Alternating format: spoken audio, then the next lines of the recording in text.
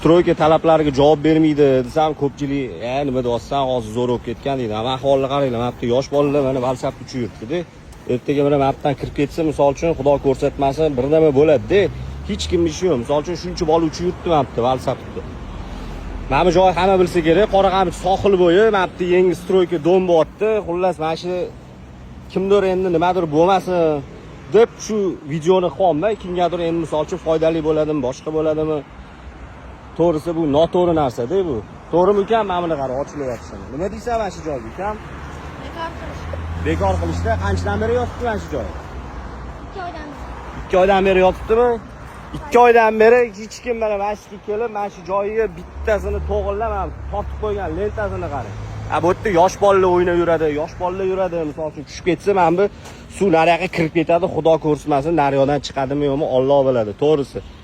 Mas'ullarga, Toshkent shahar hokimligigami, Olmazor tuman hokimligigami aytamiz, mana shu joyni to'g'irlab qo'yishligini, boshqa narsa yo'q. Hammalarga rahmat. Mana shu videoni maksimal darajada tarqatib qo'yinglar.